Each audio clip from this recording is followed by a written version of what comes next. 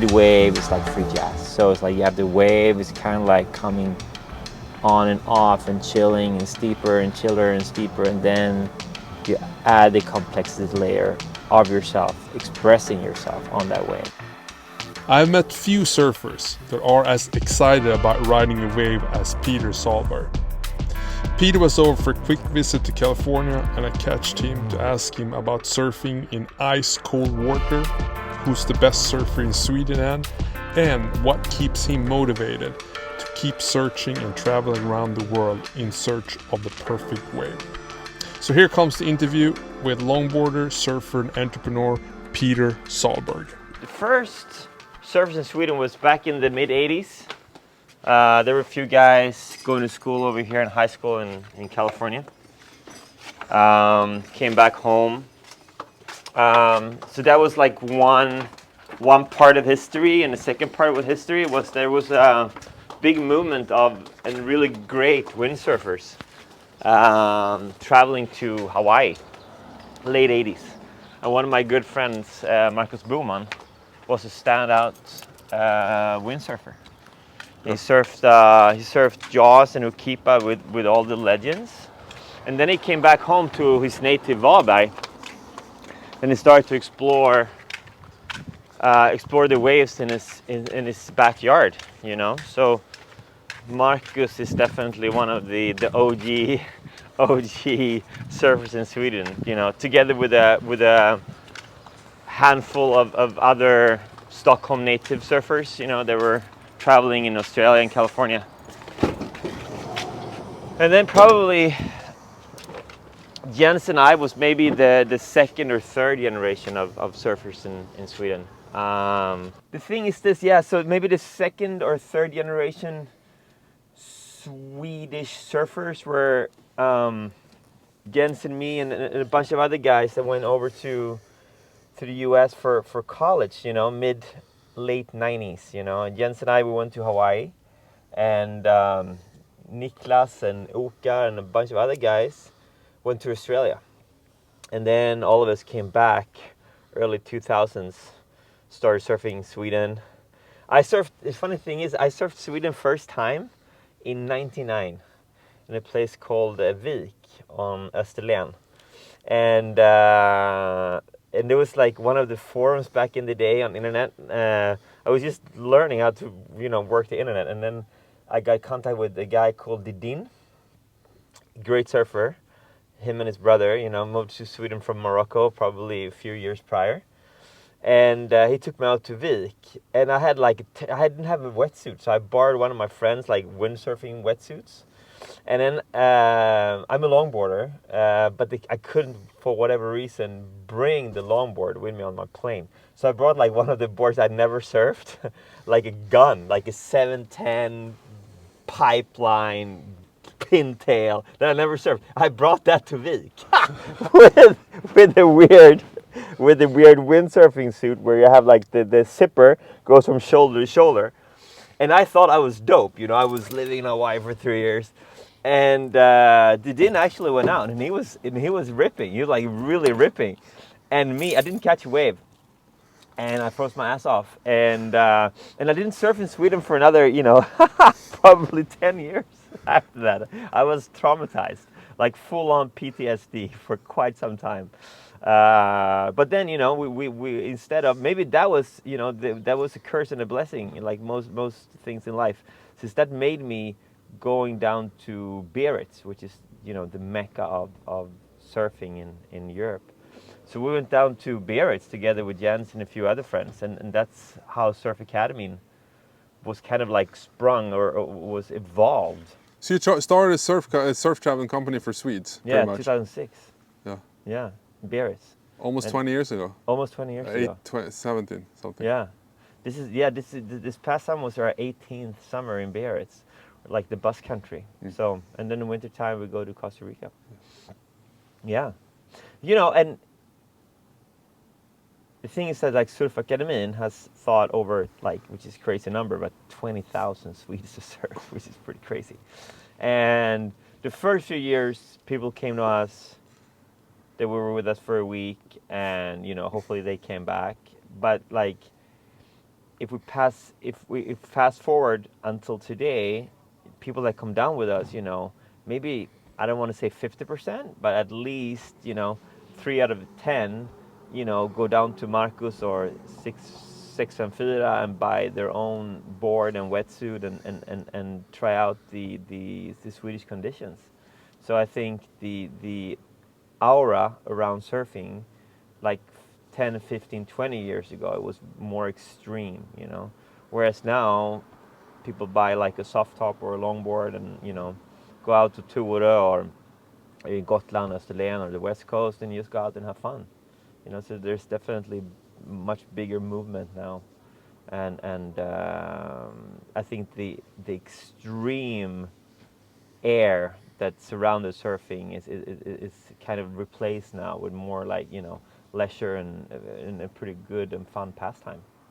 Okay, let's go to Sano. Let's go to Sano. And coffee first. Yeah. Coffee is very important. To be like a Swede being in California, what's the biggest difference? Being Sweden in California is like there's this TV show that went when I was a kid called Pojken med guldbyxorna, which was pretty much like this kid in Stockholm is walking around. It doesn't matter how much money he spent, like for candy and all kinds of good things in life, he still had money in his pocket. So like when I'm in California, I feel like Pojken med guldbyxor. It's like the boy with the golden pants, pretty much. But it's waves you're pulling out, surf waves? Yeah, waves and the vibe and the lifestyle. Just cruising around. And I know I will get the best hazelnut coffee in the world in like 2 minutes. Happy for that. So it's an endless golden pocket. Exactly. Yeah. And an abundance of everything that is fun. Okay, now we're at Margaret and Matt's place. Who are these guys? So they are the amazing legends that running Bing surfboards. Long-term friends, and they went to Fiji this morning. Fiji? Yeah, for a week, and they were so kind to. Is this shore with the right house, or? I'm sorry? Is the shore at the right house? I'm pretty sure. So these are Bing boards, and the shaper, they left your boards, yeah, guys. The shaper is Matt Calvani. The Swedish. And look at this. always beautiful, legendary boards. Do you know the history of Bing? Tell us a little history. You know the history of the Bing. Yeah, so Bing was founded already in the 50s by Bing Copeland. And went through like one of the few still up and running legendary surf brands, from the 50s. So Bing was around already in the golden age, 50s and 60s. And then I think Matt took over, like probably, could it be 10, 15 years ago? Correct me if I'm wrong. And I've been riding Bing boards for the last, for that amount of time, like 10, 15 years. Reason why I surf? Well, for me I think it's the combination of being very present with what I'm doing. Usually there's a circus in my head. It's like a Netflix show with endless seasons, And when I paddle out, it's like hitting that off button. There's no Netflix. I'm just here and now, which is beautiful. What's the meaning of life? Meaning of life, I think, is to do things you love with people you love, and be the best version of yourself. Yeah. And have fun. Have fun is super important. Do you ever regret that? Regret you can choose about, like, are you ever sad that you grew up in Sweden, that you didn't grow up in California? I don't know. Like, well, I think maybe I grew up listening to Springsteen's 70s records. It's about all kind of like about embracing life, embracing the adventure, and and Jack Kerouac on the road. So it was kind of like the pop culture that I grew up with. Me longing to explore the world, you know. So as soon as I had the opportunity to do so, I did so. I don't know, both yes and no. But like, I'm pretty happy how everything turned out. You know, I'm almost 50, still doing this with you, you know. If I grew up here, maybe I would move over it, you know. Maybe I move to Arkansas. Or best surfer in Sweden? Yeah. Freddie Meadows. My good friend Freddie Meadows, for sure. It's been really like pushing the envelope, or what do you say? Pushing the envelope. What do you say? Like it's been you know, he kind of. It's interesting when you talk about something that really matters, and when you talk about like close friends, you want it to be right. Yeah. And now I'm talking about Freddie. I love Freddie. You know, being a surfer, you know, being raised in Sweden and to be at that level that he is, you know, you asked me if I was like sad or if I would have wanted it different, you know, to grow up here, to grow up in a surfing community, you know, like if that question would be put to Freddie, it would be interesting to hear what he says, you know, like he's both how he explores the Baltic, you know, we have surf in Sweden. It's actually right now, I just wrote to my friends, it's just a 4-meter swell in the south. It's crazy, it's like all wind swell, right? So it's like pretty chaotic.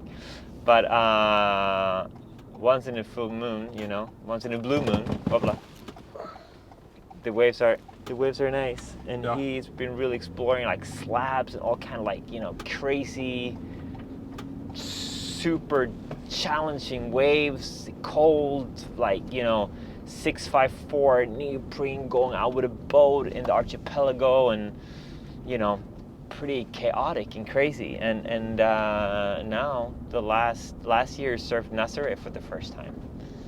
So he's really pushing himself to become like a big wave surfer, you know, something that you most of the time only see in Hawaii. So yeah, in my book, Freddie without a doubt, best surfer coming out of Sweden. All right, so we're at Duhinis. What was the first time you came to California? First time in 2007.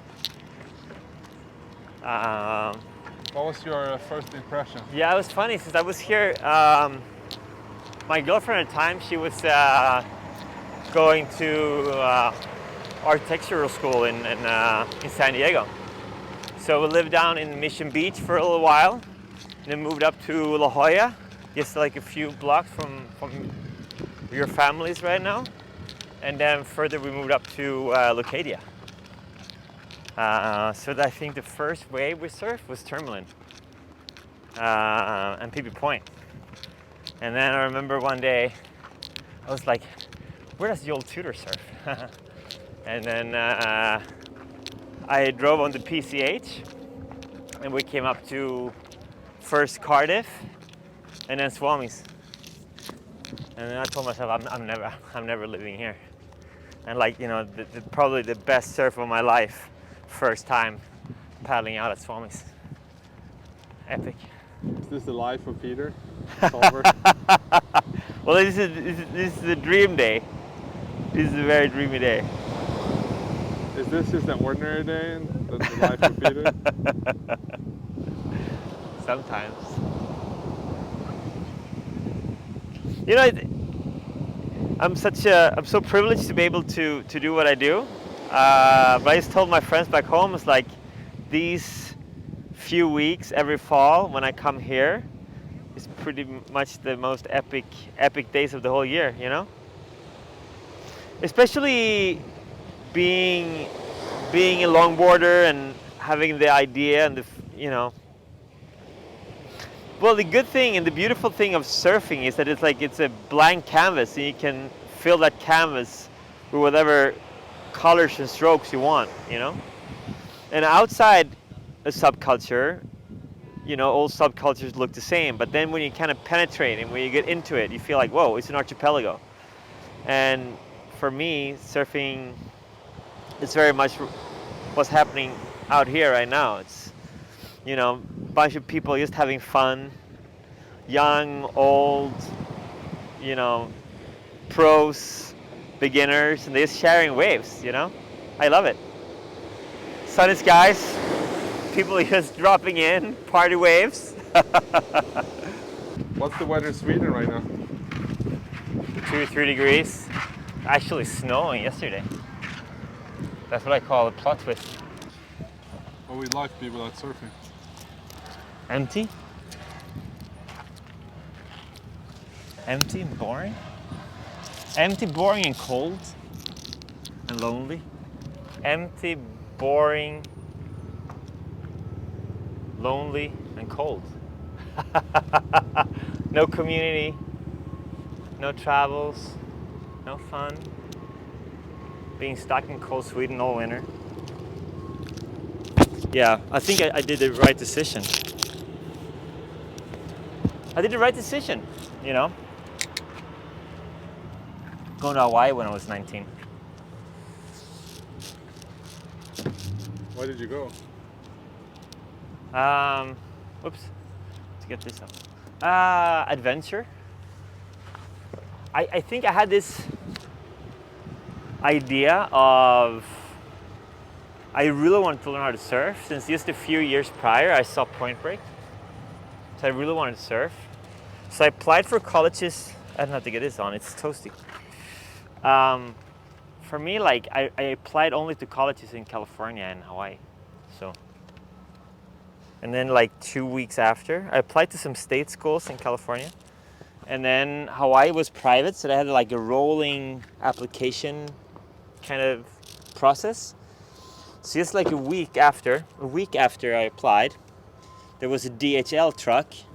And DHL truck, this was in 97 in Skanör. You know, I don't think there ever been a DHL truck there before. And I got this like acceptance letter. I remember going into my parents. I was 19 at the time, and I was going into my parents and said, I'm leaving to Honolulu in 3 weeks. What do you think about that? It's pretty sick. It's pretty amazing. It's pretty amazing. How important is the look? Huh? How important is the look? Look. Oh, important. Back in the 60s and 70s, or maybe 50s and 60s, function and style went hand in hand, you know? Of course, you go back, you saw Mickey Dora cruising around Malibu, you know? And then surfing becoming more and more, maybe there was more and more the competitiveness increased, and also maybe the commercial side of it, you know? Early 80s. It felt like the style kind of just went out. And you know, bringing it back to what we were talking about before, but you know, different genres of the same phenomenon, you know. For me, I don't know, it's a part of it, you know. Now, I think, you know, style, what is interesting with style is just to play around, you know, and I think if you are curious upon aesthetics, it's kind of, you just want to intervene aesthetics on all parts of your life. So if you removed style from surfing, what do you think? What would it be then? Just a guy or girl on a surfboard. You know, I think style is what makes surfing so poetic, and makes surfing so unique. You know, and I think it's all about, like, if you enjoy someone's style, doesn't have to be that you want to mimic that style, but it's just like there's a uniqueness, there's something tempting, there's something like your personality is expressed to a, you know, amplified, I think that's style, you know. You're just doing what you want to do. It is a good question, but it's also very challenging to reply on, you know. I think style is just the flow of expressing yourself, pretty much. There you go. That's style right there. Tell me actually, where in the world do you surf? So with Surfakademin, we have like a yearly migration, and so we go, you know, wintertime, December through March. Our home is Santa Teresa in Costa Rica, so it's on the southern tip on the Nicoya Peninsula. So it's like Pacific side. A variation of beach breaks and a few like little cobblestone. There's one of my favorite waves in the world is what we call like the tropical Malibu. So it's a beautiful, beautiful right-hander, half an hour from our retreat, and it works best on a pretty massive south swell. Wraps around, beautiful, just goes and goes and goes and goes. So that's like a legendary wave. So is that some of the best waves you ever got? Yeah, that's definitely one of the best fun waves. Yeah, that's a beautiful fun wave. Santa Teresa, Costa Rica. No, yeah, well that spot is actually called Cabuya. So it's like in half an hour you have to go, like, we're on the southern tip. So our retreat is on the western side of that tip, and it kind of, Cabuya is on the eastern side of it. But so you just go through like 45 minutes with, you know, 4x4 across the jungle, and you get, you know, you end up in this place, and, you know, a place where nothing's changed for the last probably 40, 50 years. It's like, you know, pure Costa Rica. A good wave is like free jazz. So it's like you have the wave, it's kind of like coming on and off and chilling and steeper and chiller and steeper, and then you add the complexity layer of yourself, expressing yourself on that wave. So it's like, you know, it's like this song, free jazz song, and then you, like, you know, the drummer says, okay, now you come in and play the drums, and you go oof, and you can add your vibe to it, you know. I think that's the epicness of surfing. If you want to know more about Peter Sahlberg, you can check him out on Instagram. His username is Sahlberg, or you can also check out Surfakademin. Me, Daniel Manson, you can find on social media, and my username is ddmanson with 2 S. I'm on TikTok, YouTube, and Instagram. Thank you for listening in.